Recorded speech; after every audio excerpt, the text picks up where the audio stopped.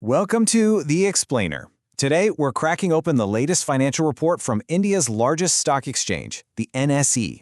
We're going to go way beyond the headline numbers to get to the real story here, and trust me, it's a fascinating one about huge profits, a pretty serious warning from the auditors, and what it all means for the future of India's top stock market.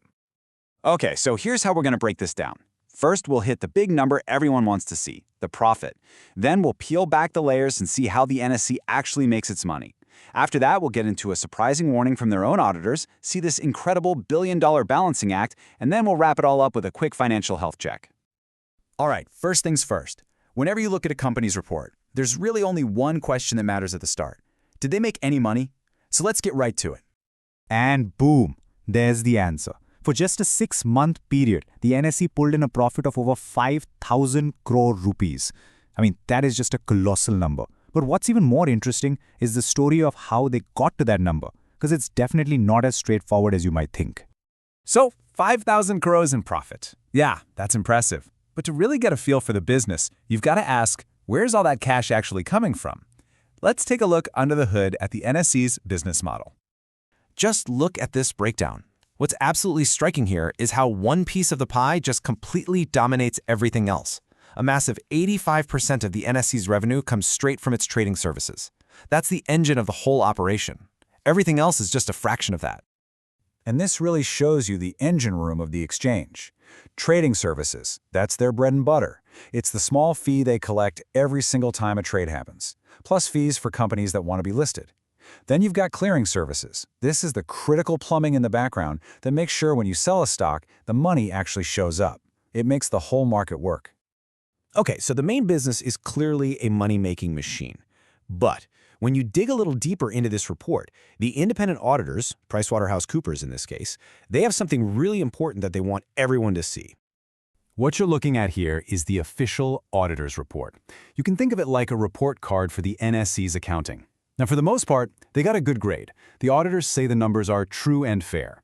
But they've added this little PS, a special note that we really need to zoom in on. It's called an emphasis of matter. I know, that sounds like a bunch of boring accounting jargon, but what it means is actually really simple. It's the auditors basically grabbing you by the shoulders and saying, hey, listen, the main numbers are right, but there's this one specific issue that you absolutely have to pay attention to. And here's what they're pointing at. This is a direct quote from their report, and it's pointing to some old skeletons in the closet. Specifically, the ongoing issues from the infamous co-location and dark fiber cases. You know, the big controversies where some traders allegedly got unfair high-speed access to market data? The auditors are pretty much saying that the ghosts of the past are still hanging around. And that warning from the auditor, it's not just some abstract note. It connects directly to two huge and almost perfectly opposite financial events that happened in this exact same period. It's really a tale of $1 billion gain and $1 billion pain. First up, the good news. The NSE booked this massive one-time gain.